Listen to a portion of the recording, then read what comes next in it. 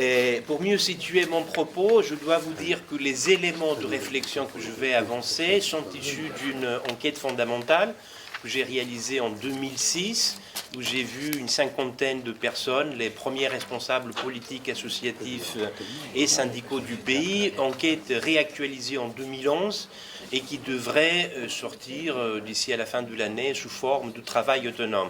Donc j'ai choisi juste un petit volet qui concerne exactement le sujet, le rapport entre le mouvement syndical et les mouvements sociaux, et notamment la partie associative du mouvement social, hein, c'est-à-dire les associations mouvementistes. Alors mon exposé comporte deux parties. Dans un premier parti, brièvement, je vais évoquer la question de l'étendue de l'action syndicale, c'est-à-dire quelle est la délimitation de l'activité syndicale. Et dans la deuxième partie, qui est un peu le cœur de mon exposé, je vais traiter le défi de la nouvelle radicalité par rapport à la problématique du syndicalisme. Alors, dans toutes ses formes, le syndicalisme a comme ambition aujourd'hui de définir de manière souveraine, c'est-à-dire sans intervention externe, de définir ses propres revendications sans intervention externe, susceptible de lui dicter le sens et les limites de l'action. Aussi bien les confédérations et les syndicats non confédérés s'accordent sur la nécessité de fixer à la fois l'agenda revendicatif et les orientations stratégiques en toute indépendance. Il y a ce que j'appelle une désaffiliation partisane du mouvement syndical depuis plusieurs années. Mais une fois ce principe admis, de nouvelles interrogations surgissent. Par exemple, que signifie la stratégie syndicale qui consiste à se recentrer sur son cœur de métier, c'est-à-dire sur la défense du travail salarié? Que signifie cette stratégie lorsque la mondialisation modifie considérablement les frontières de l'entreprise et la composition sociale du salariat? Quel est l'espace que le syndicalisme doit occuper sans empiéter sur le rôle des partis ni déléguer une part de son pouvoir aux politiques? Et jusqu'où peut-il aller dans la formulation de propositions et de stratégies alternatives sans se trouver submergé par les forces politiques autant que telles? On peut affirmer quand même positivement que le combat syndical ne se limite pas à l'espace de l'entreprise au-delà duquel le politique devrait prendre le relais. D'une certaine manière, l'efficacité de ce combat présuppose de dépasser des frontières pour retrouver et défendre la condition salariale dans ses divers aspects. Il faut dire que le syndicalisme émerge historiquement dans la lutte pour dépasser les conséquences dispersives de la division capitaliste du travail, si vous voulez, pour décloisonner les solidarités de classe et réunir tendanciellement les travailleurs autant que classes exploitées. Donc si on examine ce mouvement sur la longue durée, on peut s'apercevoir comment le syndicalisme avait investi différents domaines sociaux. Il faut voir aussi quel est le contexte social aujourd'hui, quel est le paysage du capitalisme d'entreprise. Alors ce paysage, manifestement, a considérablement changé. Il y a eu un véritable détricotage du pacte social qui était adossé à ce qu'on appelle les 30 glorieuses, ou avec une caractérisation un peu plus rigoureuse, la régulation du type keynésienne, fordiste de l'économie. Alors la montée des précarisations déstructure le tissu social et la réorganisation flexible du travail désagrège le travailleur collectif. Alors l'idéologie et les pratiques managériales de mise au travail se modifient aussi considérablement. Le discours patronal, y compris réformiste, se durcit. Il gagne en positionnement idéologique ce qu'il perd en pragmatisme. Bref, l'environnement immédiat du syndicalisme est en plein bouleversement comme toute la société. Sous l'emprise de la mondialisation, le contexte, entre guillemets, local d'action est progressivement pénétré et façonné par des influences lointaines et des relations absentes qui opèrent à distance. Les acteurs syndicaux sont simultanément en prise avec plusieurs facettes de la réalité.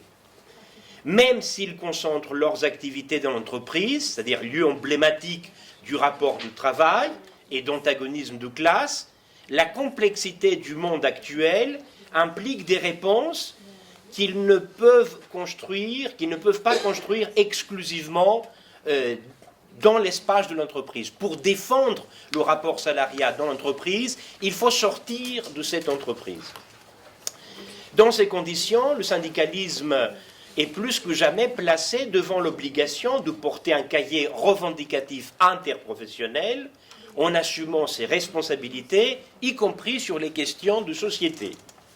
Son rôle est aussi d'aider à comprendre le monde pour le transformer en rassemblant largement le salariat autour de questions concrètes. Je cite quelques-unes: la formation professionnelle, l'accès aux biens collectifs, culturels, etc., la défense de la laïcité, le logement ou l'aménagement du territoire, la lutte contre l'homophobie ou contre l'exclusion numérique, etc. Ce sont les besoins de la cause syndicale, qui justifient les convergences du syndicalisme avec d'autres acteurs sociaux ou politiques, et non pas les convergences d'ordre idéologique, c'est-à-dire si on est radical ou réformiste. Je relativise en quelque sorte cette question avec la même manière que mon ami Steinko a fait tout à l'heure. Alors, sur la deuxième partie, sur le défi de la nouvelle radicalité. Alors, depuis ses origines, le syndicalisme a été confronté soit à des mouvements qui se sont développés en son sein, quitte à s'autonomiser progressivement, à s'externaliser par la suite, soit à des mouvements qui se sont nés en dehors de lui, tantôt en complémentarité, tantôt en concurrence avec lui. Chemin faisant, il est apparu que si le mouvement syndical constitue le principal pilier de l'émancipation du travail salarié, il ne peut pas prétendre porter à lui seul le poids de l'émancipation universelle. Non seulement le rôle du politique est déterminant, mais le mouvement social, dans ses transformations incessantes, excède constamment le mouvement syndical. Dans la période plus proche de nous, par exemple, on a vécu des mobilisations de chômeurs, des collectifs de sans-papiers, ou tout simplement le mouvement altermondialiste, qui témoigne de l'émergence d'une, comme on l'appelait, entre guillemets, radicalité, irréductible à la problématique traditionnelle du mouvement ouvrier. Il serait inexact de qualifier sommairement toutes ces thématiques nouvelles comme étant révolutionnaires ou subversives.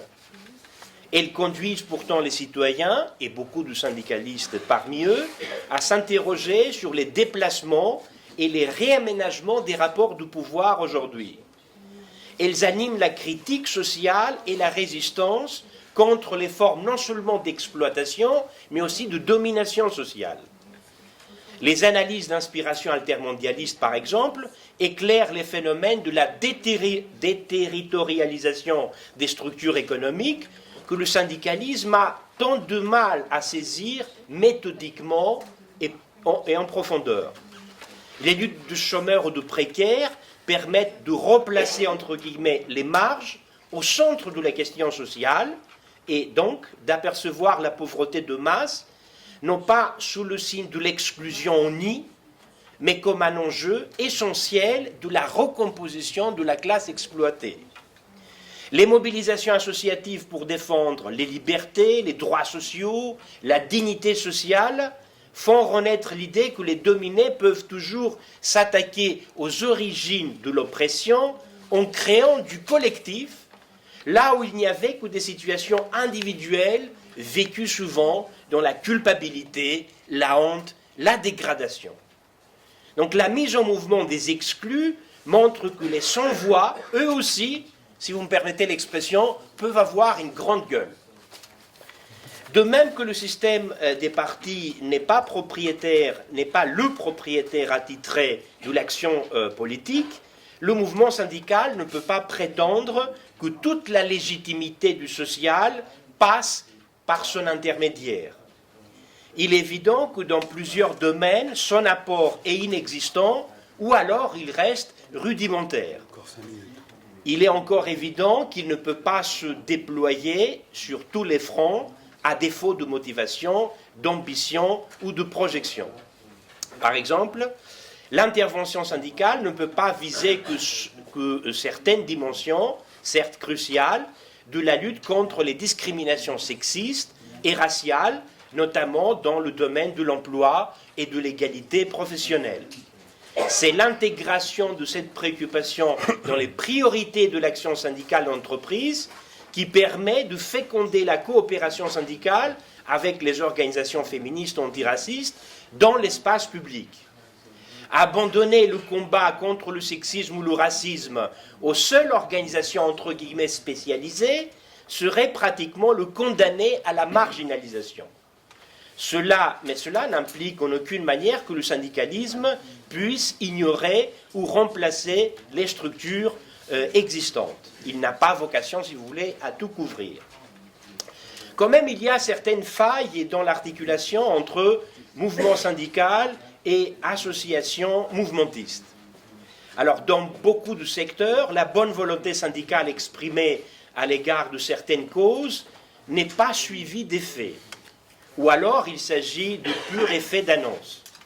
Le problème se complique si l'on considère que plusieurs structures de lutte, comme des associations ou des initiatives citoyennes, ont été créées dans les lacunes et les non-réponses du mouvement syndical, c'est-à-dire sur les tâches non remplies du syndicalisme. La crise du syndicalisme n'a pas laissé derrière elle qu'un paysage dévasté, elle a aussi entraîné dans son sillage des engagements qui, par défaut, ont pris la forme associative. Des vocations militantes ainsi ont été forgées dans de nombreux domaines laissés en friche par les organisations syndicales. Les omissions du syndicalisme sur la question de la misère et de la pauvreté ont ouvert un boulevard à l'action humanitaire et conforté les discours édulcorés sur l'exclusion. Donc il ne s'agit pas de contester que les Restos du Cœur ou le Secours catholique font œuvre utile, mais de pointer les responsabilités propres du syndicalisme. Une fois ce mouvement associatif enclenché, il est bien entendu extrêmement difficile de revenir en arrière pour réoccuper le terrain perdu en considérant, le cas échéant, que les associations n'ont qu'à mourir de leur belle mort. Il faudra vraisemblablement composer et créer des partenariats avec elles au lieu de considérer que certains sujets carrefours, comme par exemple le chômage ou la santé, relèvent de la chasse gardée des syndicats. Alors, il faut dire aussi que l'isolationnisme de certaines organisations associatives du mouvement social représente aussi un autre type de problème, et ce qui empêche les communications et les échanges avec le mouvement syndical. Et cet isolationnisme, en quelque sorte, pousse chacun dans ses propres frontières, dans sa propre spécialité. Par exemple, Attac apparaît comme le grossiste primo-arrivant de l'altermondialisme. Artisan du monde comme la petite fabrique du commerce équitable. Voilà. Et en l'absence de points de jonction transversaux, chacun entend veiller au grain. Et donc il est difficile de faire dans ces conditions un bout de chemin ensemble. Alors certains syndicalistes, tout en étant attentifs aux messages portés par les mouvements associatifs, insistent sur la logique purement protestataire de ceux-ci. C'est notamment le syndicalisme réformiste qui le fait, mais y compris parfois la CGT a émis quelques critiques sur le caractère purement négatif de certaines associations du mouvement social. C'est l'idée que toute possibilité de compromis est bannie. Par ailleurs, l'attitude de ces mouvements à l'égard du combat syndical est loin d'être claire.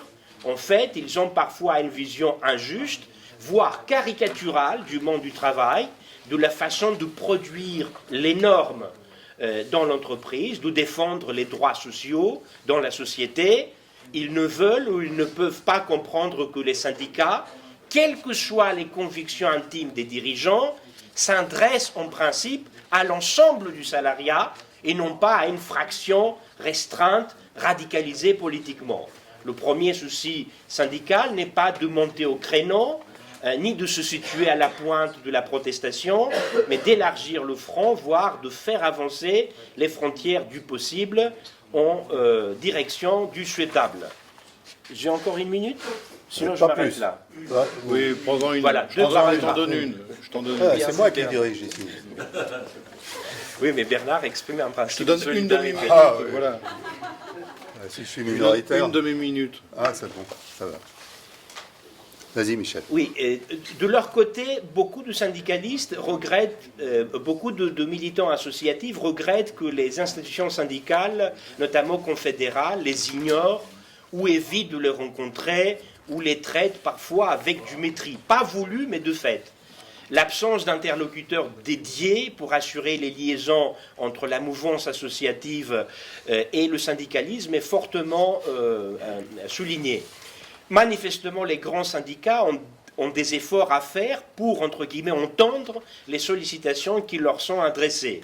Au vu de leur faiblesse sur les questions de société, ils ont beaucoup à apprendre et à gagner en s'ouvrant à l'extérieur du domaine strictement, entre guillemets, travailliste.